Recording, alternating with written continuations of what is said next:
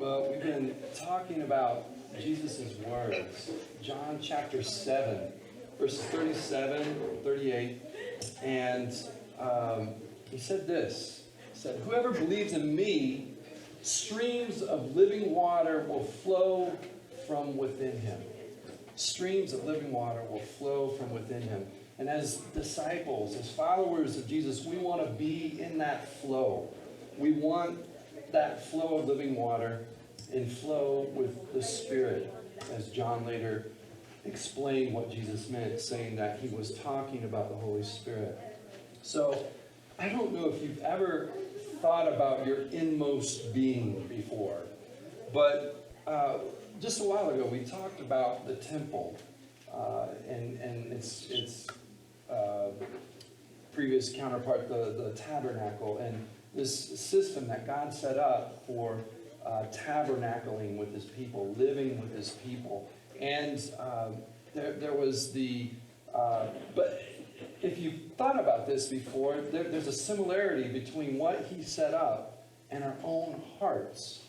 I mean, think about it. There was this outer court that anybody who was part of the Israeli family could come into and out of. And they were free to come and go. It's also where they met the priests, the sacrifices were made. And then there was the holy place, which was part of the inner temple or tabernacle, and it had special furniture in it, but only priests could go in there. So just a select few could go in there, but it was a daily thing. There was daily things that had to be taken care of in the holy place.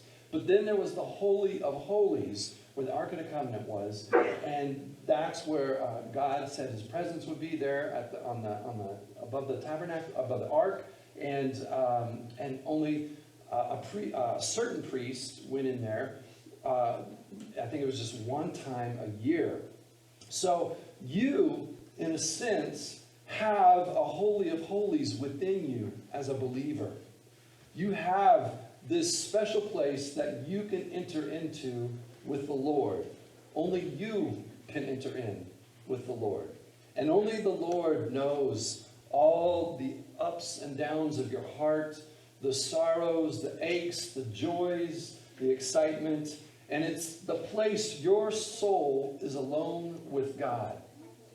Your inmost being, the Holy of Holies. You know, you share every part of your heart and are open before God in that place. And it's there where the Spirit of God meets with your soul, and there only you are known by God and you know him. And prayer is one of those gifts that we've been given for us to join him there in that place. And in fact, we sang a song, The Secret Place. That's talking about that inmost being part of you where you meet with God in the Holy of Holies. But you also have, just like that temple or tabernacle system, you also have the holy place where the priest went in daily. There was a certain select few. It's that space in your life where you reserve it only for close friends and family, and you share almost every part of your life with those people. And there are people like the priests of old who have rights to enter into that special place because of who they are.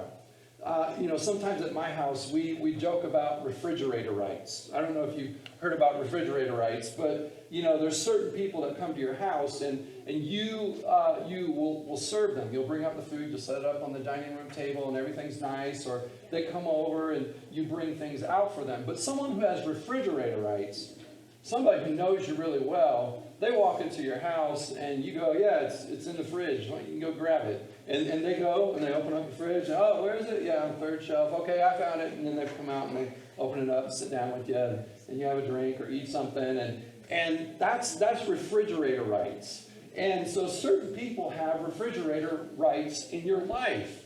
And they might even come in the back door of your house and walk in without even talking to you and open up the refrigerator and pull something out and start eating, and you see them and you walk in and go, hey, what's up? And it's no big deal. It's no big deal. And it's the same thing relationally with your heart. There are certain people that can just kind of walk in and they might even come in the back door of your heart, not the front door, and they'll just be able to open up, and there's things you can talk about, you can share, and it's a total comfortableness. They have refrigerator rights with your heart. They've gained that with you. And they're people, really, that naturally help you stay in the flow with Jesus. They make you want to be the best version of yourself. They see the best in you when you don't even see it yourself. So there is a connectedness with people that God has designed us for. And this connectedness with people helps us stay in the flow with Him. And that's what I want to talk about, is this connectedness that helps us stay in the flow with Jesus and with His Spirit. You know, when I first came to faith, I was kind of blind to the impact that other people had in my life, other Christians had in my life. You know, I was just swept up with Jesus. I could only see Him. And, you know, and maybe that's all as it should be, you know, when you first come to Christ. But I kind of had this idea, I think, you know, because I first came to Christ through reading the Word all by myself. And so I kind of had this picture in the Bible that, like, there were moments when God kind of zapped people and they were changed. And their lives were turned around. And so I kind of had this picture in my head that the way God changes people and forms people and grows them is He zaps them. And I saw myself as kind of being zapped by God. He changed my heart. And well, the people who were involved in my life, well, that was just kind of secondary, you know. So basically, I kind of thought Plan A with God is that He zaps people to change them. And then Plan B is, I'm trying to do the YMCA here, I guess. With Plan B, it's God working through people to shape us and to form us. And so that's how I kind of thought things. But then, as I got older, I kind of realized, when I reflect on my life, that really, the truth is that God has chosen to work through people to shape people. And I saw in the Bible that was more common than Him zapping people. That really working through people to shape His people is Plan A. And Plan B is really getting zapped by God. I mean, because really, you know, Paul on the road to Damascus, that's really kind of a more unusual and secondary method that God uses to change people. So, and now I look back and I can see it so clearly now that I'm older, and I can see how God worked through people to demonstrate His love and His faithfulness to me. I look back and I see how I identified fruit in other people's lives that I admired. And I got hungry for that fruit. I wanted to taste it in my own life. And so they created a desire in me to want to grow and to want to be like them. And that's, so what happens, what I'm explaining here is really what happens between you and another person is never actually just human to human interaction. Because when you're a believer and have streams of living water flowing in you, there's living water flowing between you, one person, and another. God gets involved in all our relationships. You know, we're made in God's image. And so being made in God's image, we have a capacity for this connectedness. We're wired for it. And Paul's description in his prayer to the Ephesians, for the Ephesians, is that they be rooted and established in God's love. Ephesians 3:17. And you know how a tree, it flourishes and it grows when it's rooted in the ground. And our souls are nourished when we're rooted in the love of God and love of other people. We'll languish and when we get disconnected. We won't flourish. Whoever does not love remains in death. But we know we pass from death to life when we love each other. The Apostle John wrote in 1 John 3. You know, in isolation, we're more tempted, likely to give in to temptation and discouragement, or be self-absorbed. We know that kind of the death that leads to in us, you know. But when you think about the gift of connectedness that strengthens you Think about a child and its mother. You know, when a child really feels loved and cared for and safe, there's something that awakens in that child. Something is released. That child becomes stronger. That child becomes bolder. That child becomes more creative. You know, love releases life in what otherwise would have been dormant if the love had not been there. When love is given in wholesome ways, the sense of connectedness becomes internal in us. You know, initially, it's very a physical connection with a child and a mother. You know, a child is actually attached by an umbilical cord to its mother. And then during that first year as a little baby, that child is rarely further than 1 foot from that mother.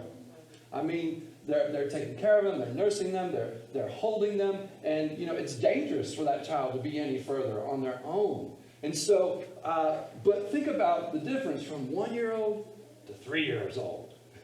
You know, they start walking. They're everywhere. They're getting into everything. And they've learned some basics about kind of what's dangerous and what's safe, mostly. And so that circle, that perimeter, is a lot bigger than just 1 foot from the foot of a mother. That child is throughout the whole house now. That perimeter has gotten really big because they're walking and they've learned some basics. So, but then think about that child when they turn 15 years old. They might be, they travel places far from mom and dad, maybe miles. You see, as we get older, we begin to carry around connectedness inside us. And eventually we carry it with us everywhere we go. So, you know, as a young believer and a teenager, I was part of a youth group of about 50 students. And it was a place where I felt connected with Jesus and others who were believers. But when I went to my public high school, I was alone. None of my friends from my youth group went to my school. But because of the connectedness I developed with those friends at the youth group, I had a sense of well-being and confidence despite all the social adversities you face in high school. You know, I had courage to say and do things Jesus asked me to do because I knew I had Christian friends on other school campuses who were doing the same thing there. So, you know, if we're made for this kind of connectedness that makes us, awakens things in us, that makes us stronger, bolder, more creative, you know, if we're made for this kind of connectedness, then how do we get into it? How do we, well, if this connectedness can help us stay in the flow, why do we sometimes miss out on it? And here's the deal with connectedness. Here's the big thing in what I'm going to be saying from here on out. It's a two-way road, connectedness. Yeah, it's relationship, it's relational. So it's not all just, I'm kind of waiting for it to fall down on me. I'm kind of walking to a room and everybody just pour it out on me. Pour out the connectedness. No, connectedness is something that we cultivate. Connectedness is two-way, something that is giving and receiving at the same time. So God has given us some gifts for connecting, and it's cultivating this connectedness. And so maybe we've kind of forgotten some of this. And so if there's any kind of desire in you that desires being connected with other people, here's some things to remember, some gifts that God has given us for cultivating connectedness. And the first one is the simple gift, and I just call it this, the simple gift of delighting. The simple gift of delighting. And I mean trying to bring delight to others. Now think about it with maybe your mom at home. What would bring delight to your mom at home? Those of you teenagers here. I mean, maybe you know, the bathroom doesn't look so great because there's wet towels on the floor and you left your dirty clothes there. And you know, maybe delight to your mom is just simply picking up your stuff and taking care of things. Maybe it's washing the dishes when you didn't have to. You know, and she comes home and she's like, the kitchen sink is, the counters are clear. I got a fresh start for making dinner. Oh, wow, this is wonderful. You know, there's simple things that delight moms, you know, that we could really find and have some fun with and bringing that delight. You know, delighting, I call it surprising sometimes because, or some people might say it's blessing someone or serving someone. But I just call it surprising. You know, it's doing something when it's not Christmas or not somebody's birthday, and it's when you kind of observe somebody, because it takes observing them. You kind of notice some things, and you go, you know what? I think I heard them say this, that they would really like this or appreciate this, and so you go, I'm going to do that for them. And then you surprise them. You don't tell them you're going to do it. You just do it. And that person gets this sense of delight because you noticed something about them. You observed something about their life that would bring them delight. You know, baking chocolate chip cookies, writing a little note. You know, Mother Teresa once said, you know, sometimes we like to think big and try to do big things for people. But she said this: when you can't do great things, then do little things with great love. Do little things with great love. Oh, bring delight. That's one way to cultivate connectedness. You know, God also gives us the gift of commitment to cultivate connectedness. You know, there's sort of the idea of committing to a community. And some of us have done that with small groups, and we share a meal together once a week, and talk and check in on each other and share from the Word. But you know, it's not just about showing up for yourself, but it's also showing up for others. It's kind of involved in cultivating a commitment, because you realize it's not just for you. The other day, the guys in Isaac's band were going to be playing at this show down in Hickory, and it was a while ago, and there was a hurricane that was coming in and on the Gulf Coast, and it was going to drop tons of rain here in the mountains, and Isaac was like, I do not want to set up for an outdoor show, and it's going to rain on us, and nobody's going to come. This is just going to be discouraging. I just don't even want to set up for discouragement. And there was a couple of guys in the band who were just like, oh man, this is going to be so good. It's going to be great. We got to go. And Isaac was just kind of dragging the whole time. And anyway, I called him up and I said, Isaac, this show may not be for you, and doing this maybe you're just doing this for the guys in your band. It's for them. And there was something that clicked in his head, and he was like, okay, I can do this now. If I'm doing it for my friends, then I can do this. And there's something about that, too, when we think of not just I'm showing up, I'm being faithful or commitment because it's for me, but I'm doing it for someone else. You know, you see it also in the military with guys in a unit.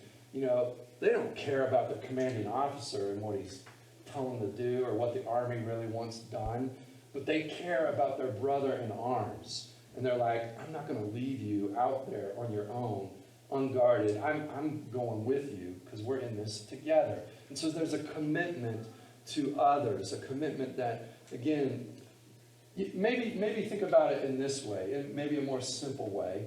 Think about the moments when you've received some encouragement and it was just kind of like, yeah, I feel good now. I feel better, you know? And, you know, sometimes we just really need encouragement. We receive so much discouragement from different places. It takes so much encouragement to overcome that. And so maybe think about, who is it that you are going to be a cheering section for? You know, who's that person that needs a cheering section? And you're going to be that person. You know, Hebrews 3:13 says this, but encourage one another daily, as long as it's called today, so that none of you may be hardened by sin's deceitfulness. So who is it in your life that daily you could be their cheering section? Because the Bible says we need that encouragement daily. All right, so that's one way to cultivate connectedness with people, is that commitment to be the encourager. But God also gives us the gift of joy for cultivating connectedness. I know that there's this phrase that was spoken by Nehemiah and the priest to the people of Israel after they came out of exile and back to Israel. And the phrase was this: the joy of the Lord is your strength. You know, we may often think about how we love joy and it's fun, but have you ever thought about the power of joy? The power of joy. The power of joy can give us strength to resist temptation. It can give us ability to persevere when before we felt like quitting. Joy can give us the energy to love. It can make relationships stick. You know, if we have access to the living water, the Spirit of God, and the fruit of the Spirit is joy, could we be people that spread joy? Could we be those kind of people? A person who brings joy is like an oasis in the desert. You know, we can also cultivate connectedness with the gift of belonging. You know, when you were born, God gave you a boat.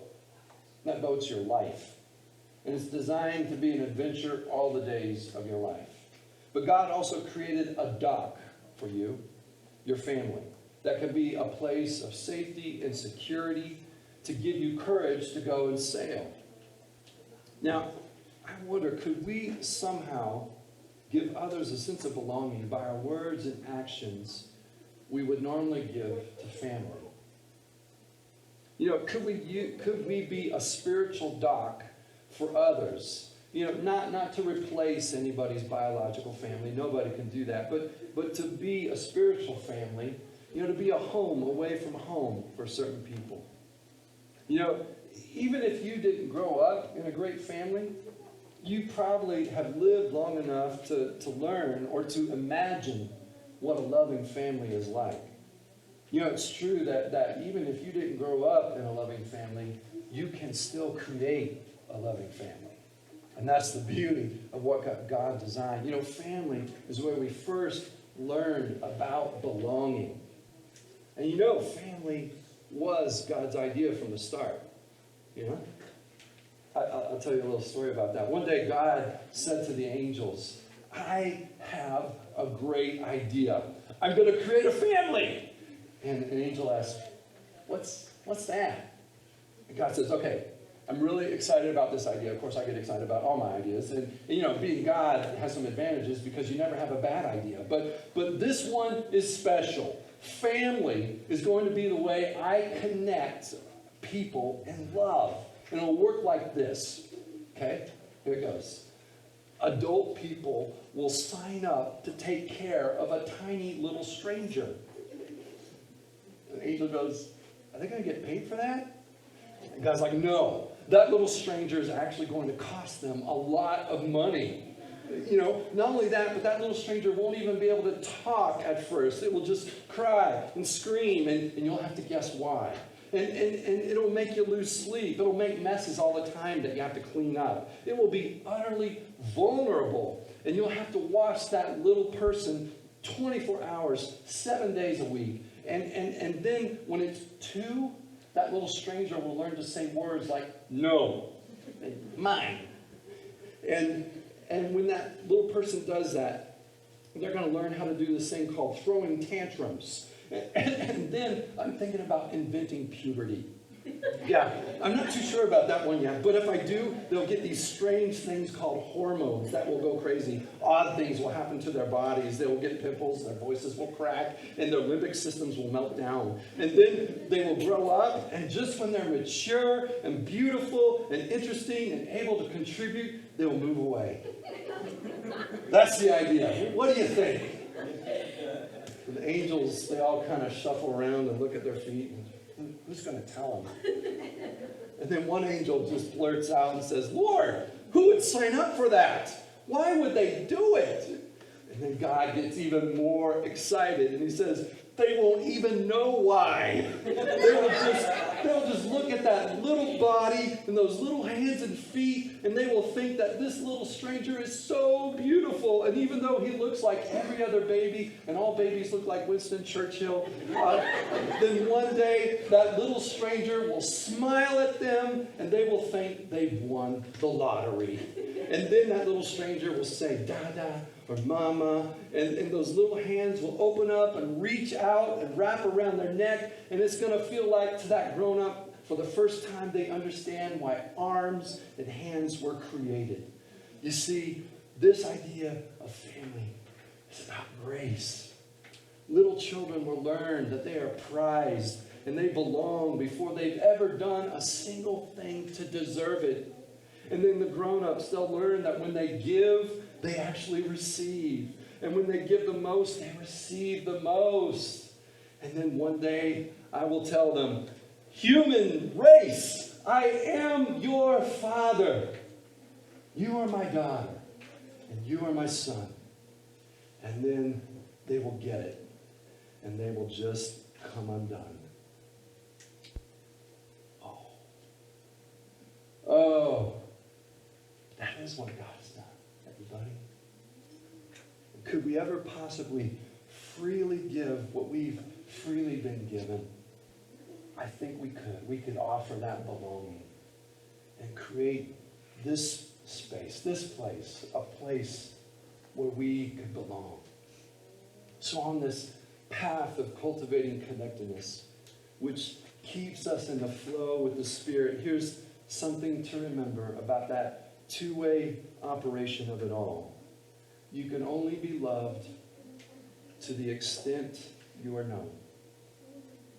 You can only be loved to the extent that you're known.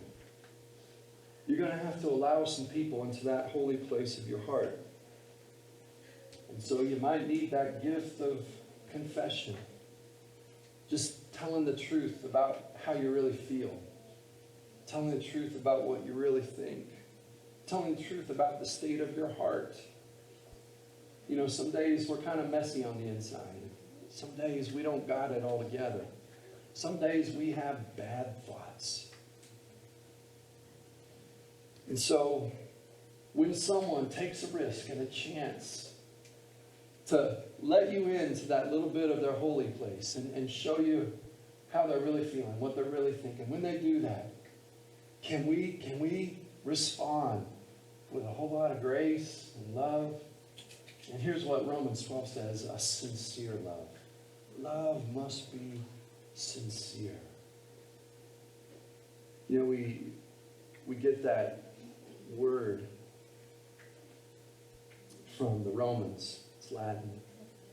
The vendors who sold Greek statues, the Romans would find these old statues from the Greeks, and then they would try to sell them, resell them. A lot of them were old, falling apart, have cracks. So what they would do is they found out that you could put white wax in there and make it look like the statue had no cracks. And then they could sell it for a lot better price. And then, of course, that person would bring it home, and after several weeks, that wax would start to yellow. And they go, I didn't really buy an authentic piece. And so the vendors who did want to sell something that was real marble, no filled-in cracks with wax, they would put a mark on it. And it was sine, Sarah, sincere, without wax.